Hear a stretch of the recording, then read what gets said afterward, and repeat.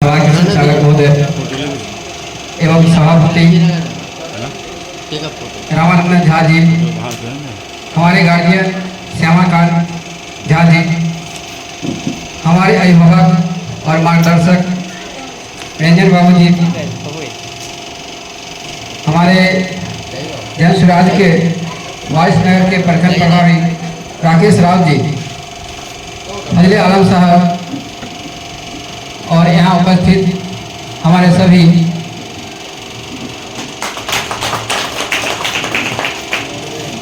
Guardian एवं हमारे माता बहनों एवं युवा साथियों, आज एक बड़े सौभाग्य की बात है कि हम लोग इस भोले जयराम की धरती पर उपस्थित हुए हैं और देवतुल्य जो अभिभावक हैं, इसे जो हमें मार्गदर्शन मिला, मैं प्रयास करूंगा कि अपने जीवन में मेरा जो कार्य क्षेत्र है, जो कार्य प्रणाली है, उसे मैं उतारूं और जो हमारे भाई नीचे हैं कृपया आकर कुर्सी की शोभा बढ़ाएं तो हमें भी ज़्यादा अच्छा लगेगा। आज हम लोग इस जनसुराज को लेकर गली गली क्यों जा रहे हैं, इसकी जरूरत क्यों पड़ी? जैसा कि हमारे अभिभावक अभी बता रहे थे कि लोकतंत्र जब बनी तो उसमें गुण और अवगुण निश्चित रूप से है और सभी लोग जानते हैं। और इसमें जो एक सबसे बड़ा अवगुण है कि जब कोई भी शासन प्रणाली 5 वर्ष से ज़्यादा अधिक समय तक रहता है तब वो तानाशाह बन जाता है और वो अपने मन मर्जी अनुसार कार्य को करता है। जैसे आज हमारे बिहार के जो मुख्यमंत्री जी हैं, इन्हें सब कुछ पता है कि आज जो दारूबंदी से क्या हो रही है। ये जो जेल में बंद है वो गरीब मजदूर लोग हैं। जो दारू बेचने वाले माफिया जेल में नहीं जाते हैं, वो तो पैसे देकर रोड से ही निकल जाते हैं। अगर थाना तक चले भी गए, उनके पास इतनी पैरवी और पैसा है तो जेल तक नहीं जा पाते। जाते कौन है? जो मजदूर हैं या किसान है या जो फिर उस लायक नहीं है। अगर वो तारी भी पी लिए फिर भी पैसे के लोभ में जो प्रशासन अपनी दादागिरी दिखाने के कारण उसको जेल में ले जाते हैं।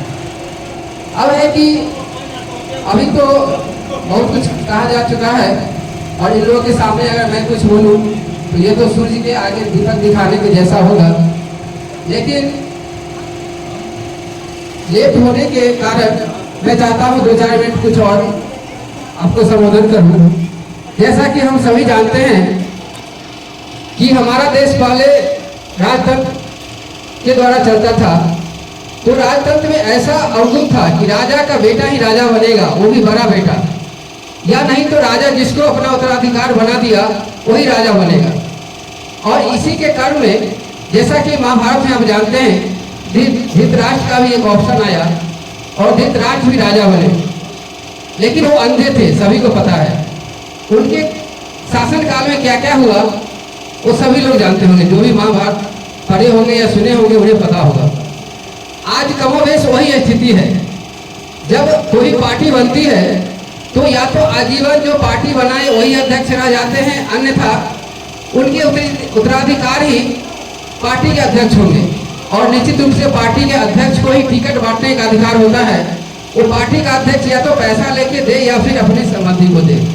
लेकिन ये जनसुराज ही एक ऐसा है जो प्रशांत जी का कहना है कि हमें तो स्वराज मिल गया, हमारा जो स्वतंत्रता सेनानी थे अंग्रेज को भगाकर हमें तो स्वराज दे दिया, लेकिन सुराज नहीं हुआ। सुराज का मतलब कि जनता का जो राज है वो अभी भी कायम नहीं हुआ है। क्या वास्तव में ऐसा है? तो आप लोग समर्थन करेंगे। इसमें प्रशांत जी का कहना है आज हम लोग गांव गांव घूम रहे हैं। क्यों घूम रहे हैं? इसकी क्या जरूरत थी? क्योंकि अभी है कि जब उम्मीदवार, जैसा कि संभावित उम्मीदवार अभी बताया आपको, तो संभावित उम्मीदवार यहाँ कई होंगे। अब इसमें है कि आपको पूछा जाएगा कि आपके लिए कौन बेहतर लोग है। आप जिसको चुनिएगा उसी को टिकट दिया जाएगा। क्या इससे पहले कभी हुआ? क्या ऐसा कभी नहीं हुआ। केवल जनसुराज में ही ऐसा होने वाला है, यानी सुंदर राज, यानी जनता के मुताबिक जब कैंडिडेट आएगा तभी तो आप चुनिएगा। लेकिन इससे पहले क्या होता था? मान लिया जाए अभी पीछे जब सांसद का चुनाव हुआ उसमें ऐसे लोग को टिकट दिया गया जो जनता के मन के मुताबिक नहीं था। लेकिन हमें वोट कहीं ना कहीं तो देना है। अगर चार चोर है, चारों चोर ही खड़ा है, तो अब क्या किसको वोट दीजिएगा? जो सबसे कम चोर है उसको दीजिएगा, यही होगा। तो प्रधान जी का कहना है कि आप जनता के सर्वे के अनुसार जो लोग आएंगे उन्हीं को हम टिकट देंगे। एक बहुत बड़ी बात है। अब है कि अब अभी जैसे कुछ लोगों का क्या है, कुछ लोगों का नहीं बल्कि सभी लोगों का यह है कि ना वो सोचते हैं ना सुनते हैं। ये दोनों कमियां हैं। 5-10 मिनट का टाइम अगर दे दे तो हम भी उससे कुछ सीख ले और हमसे भी वो कुछ सीख ले। अब है कि जैसे हम क्या कर सकते हैं, मेरी क्या योग्यता है, तो मैं इसके बारे में थोड़ा बता दूं। जैसे मेरा नाम महेश कुमार है, मैं कुसैया पंचायत वाइस प्रखंड के निवासी हूँ। मैं पिछले 20 वर्षों से समाज सेवा के क्षेत्र में ही काम कर रहा हूँ। मेरा एक स्कूल है, कैरियर पब्लिक स्कूल, और मेरा एक सोसाइटी भी इससे पहले चल रहा था, कैरियर एजुकेशन एंड डेवलपमेंट। इसके जरिए हमने कई जगह देश में भी नाबार्ड के द्वारा हमने कई जगह ट्रेनिंग किया। वहाँ हमें कई चीज़ सीखने को मिला। जैसा कि आज हमारा बिहार पूरे देश में सबसे पीछे है, चाहे वो शिक्षा का क्षेत्र हो, चाहे गरीबी का क्षेत्र हो, या फिर पलायन का। ये क्यों है?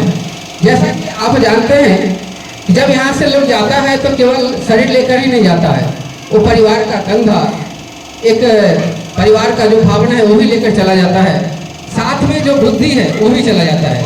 क्योंकि आज बिहार में ऐसे लोग हैं, या तो रिटायरमेंट है, या महिलाएं हैं, या फिर जो काम करने लायक नहीं है, बच्चे, यही लोग हैं। तो क्या बिहार का विकास संभव है? जब यहाँ सोचने वाले कि बेहतर बिहार कैसे बनेगा, ये जब बाहर चले जाते हैं तो वो प्रयास करते हैं कि वही अपना जमीन खरीद ले, वही घर बना ले, और फिर वही अपना जीविकोपार्जन चलाने लगते हैं। तो बिहार का विकास होगा क्या? बिहार का विकास तभी होगा जब यहाँ से पलायन रुकेगा। वो पलायन चाहे पैसा का हो, बुद्धि का हो, या फिर शरीर का। जब शरीर का पलायन रुकेगा तभी सब कुछ रुक सकता है, इसके अलावा संभव नहीं है। तो हम लोग इसके लिए चाहेंगे कि जो हमारे युवा साथी हैं, जो पढ़े लिखे हैं, उनके लिए हर पंचायत में एक टीम का गठन करें। अब वो टीम का गठन का उद्देश्य क्या होगा? जैसा कि आज हमारे बिहार में एक बड़ी विडंबना है, कोई भी बिजनेस खोलिए, उसको चलने का जो गारंटी है 1% भी नहीं होता। इसका कारण क्या है? हम लोग क्या करते हैं, केवल पैसा तो इकट्ठा करते हैं, लेकिन वो बिजनेस चलेगा कैसे उसके लिए ज्ञान अर्जित नहीं करते हैं। ये हमारे यहाँ जो कमियां हैं, अगर कहिएगा तो, चूँकि मेरे पास HDFC का BC पॉइंट भी है, मैंने लोगों को 50,000 से लेकर 10 लाख तक भी लोन दिया।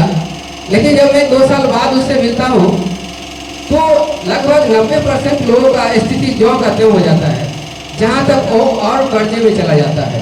तो ये स्थिति कब सुधरेगा? ये स्थिति तभी सुधरेगा जब उस चीज़ के बारे में हमें ज्ञान हो। आज हमारे जो भी अभिभावक हैं या आप लोग में से भी किसान से बिलोंग करते होंगे, किसान या तो किसानी करते होंगे, नहीं तो आसपास किसान को देखते हैं। किसान की जो स्थिति है आज हमारे बिहार में मजदूर से ही बदतर है। जो बड़े किसान हैं उनकी बात नहीं करता, जो सीमांत या जो निम्न वर्गीय किसान हैं उनकी स्थिति लगभग यही है। अब है कि इसके लिए है कि जो पढ़े लिखे लोग हैं, या हमारे नाबार्ड में भी हमें प्रशिक्षण दिया गया कि एक FPO बन सकता है। FPO का नाम शायद आप लोग जानते होंगे, नहीं तो आप गूगल कीजिएगा, या नहीं तो हम ग्रुप में इसके बारे में डालूंगा। FPO क्या है कि हम एक किसान का संगठन है, फार्मर प्रोड्यूसर ऑर्गेनाइजेशन। हमारा जो बिहार का स्थिति है, यहाँ ना ही खनिज है ना ही समंदर है। जैसा कि नीतीश चाचा कई बार बोले, यहाँ खनिज कहाँ, यहाँ फैक्ट्री कहाँ से लगेगा, क्योंकि यहाँ ना समंदर है ना ही खनिज है। लेकिन क्या पंजाब गए हैं? पंजाब में लगभग 250 से 300 केवल पेपर मिल है। पेपर मिल लगाने के लिए ना ही खनिज की आवश्यकता है ना ही समंदर की आवश्यकता है, क्योंकि उसके लिए तो आपका जो रॉ मटेरियल होता है केवल गेहूं का भूसा, सरकंडा, बांस, ये सब चाहिए, और वो शायद बिहार में सब कुछ मौजूद है। और हमारे बिहार में पेपर मिल पहले चलता हुआ टॉप 10 के अंदर वाला पेपर मिल भी था, जो अशोका पेपर मिल है। सभी लोग जानते होंगे, नहीं तो हमारे अभिभावक को तो निश्चित रूप से पता है। ठाकुर पेपर मिल जो हमारे समस्तीपुर में है, लेकिन ये दोनों भी बंद है। ये बंद क्यों हुई? आप एक ही सरकार को जब बार बार उसको मौका दीजिएगा तो ये स्थिति होगा। अगर एक सरकार ने बंद कर दी, अगर उस 5 साल के बाद दूसरी सरकार आती तो निश्चित रूप से उस पर विचार किया जाता, उसको खोला जाता, उसकी क्या कमियां है उसको सुधारा जाता। लेकिन आज उसकी स्थिति ये है कि प्रशांत जी भी चाहे तो उस फैक्ट्री को नहीं खोल पाएंगे, उसके बदले दूसरे फैक्ट्री लगाना पड़ेगा, क्योंकि 30 से 35 साल से अगर बंद है उसकी सारी जो स्थिति है, जो मशीनें हैं वो बिल्कुल खराब हो चुकी होगी। अब है कि एफपीओ के बारे में बता रहे थे, तो एफपीओ किसान लोग उसके लिए आगे आना होगा। सरकारें अगर बदल भी जाए, जब आप लोग जागरूक नहीं होइएगा, शिक्षा नहीं आएगा। आज किसान चाहे तो वो अन्नदाता है, और हमारा जो पंजाब हरियाणा का किसान है वो मर्सिडीज बेंज से चलते हैं, लेकिन हमारे यहाँ के किसान ये बताने की जरूरत नहीं है। दूसरी बात है कि हमारे जो युवा साथी हैं, आज उनको टेक्निकल होना है। मोबाइल तो है सबके पास, वो केवल यूट्यूब पे रील्स देखते हैं या रील्स बनाते हैं। लेकिन आज जैसे हम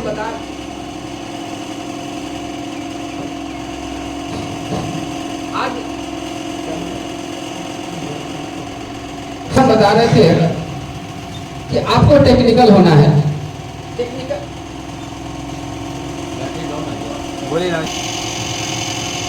जैसा कि हमारे प्रशांत जी क्या करते हैं, जब किसी को मुख्यमंत्री बना दिए, उसे पता है कि हम मुख्यमंत्री नहीं बन सकते हैं, लेकिन अगर प्रशांत जी अपने सिद्धांत, अपने रणनीति के वजह से अगर उन्हें मुख्यमंत्री बना देते हैं तो फिर उनका कीमत क्या होगा यह अंदाजा नहीं कर सकते हैं। अगर आपके आसपास भी कोई बिजनेसमैन है जो फेल्योर है, अगर उसको आप फ्रीलांसिंग करके उसको आगे बढ़ा देते हैं तो शायद आपको भी वो प्रशांत जी से कम नहीं मानेगा, तो आपको भी वो प्रशांत जी से कम नहीं मानेगा। आपको भी जैसा आप कहिएगा वो आपके मुताबिक चलेगा। इसलिए हम जो युवा साथी हैं उनके लिए तो हम फिर कार्यशाला रखेंगे, और हम चाहते हैं कि ये हर पंचायत में एक सेंटर बने। जैसे हमारे नगर जी हैं, बहुत ऊर्जावान लोग भी हैं, जैसे ही से 2 दिन पहले बात हुई और ये पटना से चल के आए हैं इस मीटिंग की वजह से, और ये आए और इस मीटिंग को ऑर्गेनाइज किए, बनाए, और लोग भी अच्छे खासे आए थे, तो लेट होने की वजह से चले गए।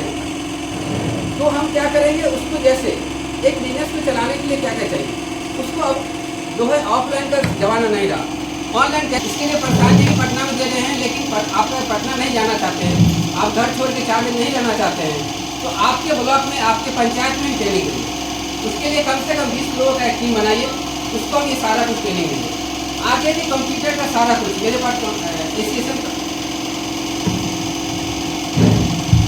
पास एसीएसएम का ऑथराइज सेंटर भी है, मेरे पास अपना सोसाइटी ऑलरेडी है, ठीक है। हम उससे अभी लाइन कट जाता है, हम अभी सोसाइटी से अलग हैं, लेकिन भी वहाँ काम चल रहा है।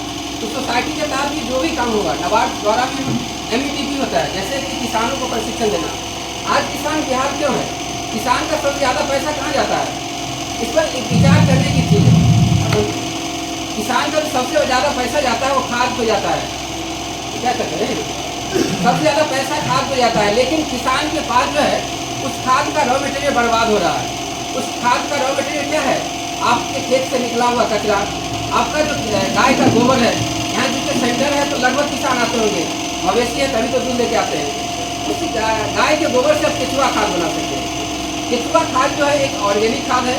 इससे क्या है, आज जो हमारा लोगों का उम्र, क्योंकि मेरा उम्र बाल पकने का नहीं है लेकिन बाल पक रहा है, इसका वजह क्या है, वो फर्टिलाइजर और कीटनाशक दवा, इसके प्रभाव से लोग का उम्र कम हो रहा है, इतनी ज़्यादा बीमारियाँ हो रही है। अगर आप ऑर्गेनिक फार्मिंग करते हैं तो आपका शरीर भी स्वस्थ होगा। जैसे हमारे अंकल जी हैं, इनके आवाज़ में मेरा आवाज़ अभी नहीं टकरा रहा, जैसे अभी चाचा बोल रहे थे, और कितना भी चिल्ला के बोल पाऊँ तो इनके जैसा नहीं बोल पाऊँ। इसमें क्या है, आज का जो ये फर्टिलाइजर और कीटनाशक दवा है उसी का असर है। तो अगर हमारा किसान पढ़ा लिखा हो जाए, क्योंकि आज हमारे यहाँ क्या स्थिति है, किसान का बेटा अगर पढ़ लिख लिया तो किसानी नहीं करेगा निश्चित रूप से, और ये मेरे साथ हुआ, मैं भी किसान का बेटा हूँ, मैं भी पढ़ लिख लिया तो किसानी नहीं करता हूँ। लेकिन मैं सारा कुछ जज करके, जब मैं बाहर था, मैं भी पंजाब में था, जब मैं MBA कंप्लीट किया और जॉब करने के बाद मुझे लगा कि मुझे ये पैसा जो है ये मुझे कोई काम का नहीं, क्योंकि मेरे माता पिता का ये स्थिति था जैसे निपुत्तर जो गाँव में करते ऐसी स्थिति थी। जब आते थे तो दूसरी टाइप का फिल्म नहीं रहेंगे, फिर हमने आया स्कूल खोला अपना।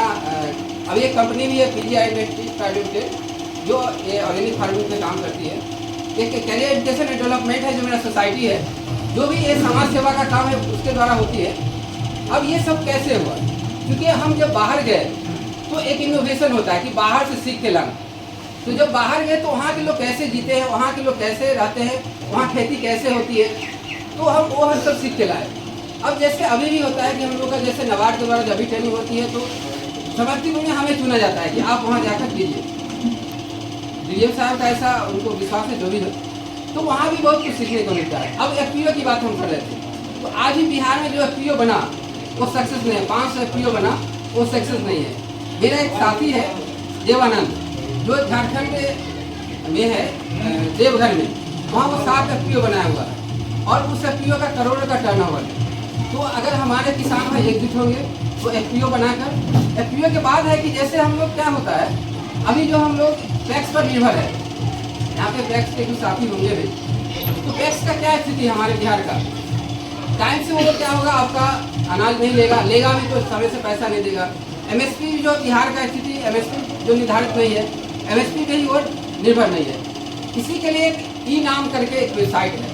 जैसे अगर FPO बना लेते हैं, 500 किसान का जो भी सामान होगा आप दुनिया के किसी भी मार्केट में बेच सकते हैं। उसका एक एग्रीमेंट होता है सरकार के साथ, आप ई नाम के जरिए आप उसको कर सकते हैं। ये सब नॉलेज लेना पड़ेगा। जब तक हम अपने आप को प्रशांत किशोर जैसा ज्ञानी नहीं होंगे, प्रशांत जी कैसे सोचे? अब हम गांधी जी को ही लें। गांधी जी को क्या हुआ? उनको चोट लगा कि हमें जो पौधान पर बैठा के ले गया, हमारे साथ भेदभाव हुआ। उनके साथ उतना ज्ञान था, तब वो क्या किए? उन्होंने अभियान चलाया, अपना जो भी उनका क्रांतिकारी साथी थे उनको साथ दिए, तब वो जाके देश आज़ाद हुआ। प्रशांत जी के पास ही सारा कुछ ज्ञान है, लगभग देशों में गए, लगभग राज्य में गए, तो इनको भी लगा कि बिहार में बदलाव हो सकता है। तो अगर हम में से भी अगर धक्का खाते रहेंगे, अभी जो मजदूर जाते हैं दिल्ली, पंजाब, हरियाणा, क्या होता है? उनको गालियाँ भी मिलती होगी, लेकिन वो सुन के आ जाते हैं। लेकिन मेरे जैसे पढ़े लिखे को अगर कोई गाली दे दे तो हम क्या करेंगे? हम वहाँ से रिजाइन दे के आ गए या आ जाएंगे, फिर यहाँ भी हम सोचेंगे कि हम भी क्या करेंगे। तुम्हें जैसा हम भी फैक्ट्री खोल लेंगे और हम भी अपने बिहारी को रोकेंगे। अब जैसे हम अगर पंजाब में होते तो हम अकेले काम करते, आज मेरे अंदर लगभग 20 से 25 लोग काम कर रहा है, ये मेरे अंदर काम कर रहा है। हज़ार लोग ऐसे हैं जो मेरे स्कूल या मेरे इंस्टीट्यूट से निकल के रोजगार कर रहा है। तो ये तो हुआ ना, इतने लोगों को तो रोजगार मिला। तो अगर इसी तरह से जो पढ़े लिखे लोग हैं यहाँ रुकेंगे तो निश्चित रूप से परिवर्तन होगा। अब हम बता रहे थे कि इनाम, उसके बाद है कि जैसे हम आप लोगों को ट्रेनिंग देंगे फ्रीलांसिंग के लिए कि आप अगर अपना बिजनेस कैसे ग्रो कीजिएगा या दूसरे बिजनेस कैसे बढ़ाइएगा, ये सब बातें होनी चाहिए। तो टाइम भी ज़्यादा हो गया और लगभग हम लोग उब भी गए होंगे। और जन स्वराज के बारे में तो सभी लोग बता ही दिए हैं कि जन स्वराज क्या है। और ये जैसे अब आपके बीच हम क्यों आए, मेरे पास तो सोसाइटी पहले से ही था। जन स्वराज के जरिए आपसे मिले। आज अगर जन स्वराज मान लिया जन स्वराज हमें टिकट ना दे, उनका मर्जी है, वो तो आला कमान की बात है। लेकिन आपसे जो मुलाकात हो गई, आपसे जो रिश्ता बन गया, ये रिश्ता तो आगे भी रहेगा। जब आपकी जरूरत होगी तो हम आपको मदद करेंगे, जब मेरा जरूरत होगा तो आप निश्चित रूप से मदद करेंगे। और हम समाज सेवा के क्षेत्र में आगे हैं, जो हमें जानते होंगे नजदीक से या मेरे यहाँ गए होंगे, तुम्हें पता होगा। तो अगर ऑनलाइन संबंधी कोई भी सेवा हो, चाहे वो CSC लेना हो या किसी भी चीज़ का, अगर ई-कॉमर्स वेबसाइट बनवाना हो, उसमें भी आपको मदद करेंगे। GST संबंधी काम या किसी भी तरह का, जिनको सीखना है उनको सिखाया भी जाएगा, या जिनको आप करवाना है वो करवा भी सकते हैं। बहुत सेवाएं निःशुल्क भी है, इसमें चालान नहीं लगता, वो सब सेवा निःशुल्क है। तो मैं अब इन्हीं शब्दों के साथ आप लोगों से विदा लेने का प्रयास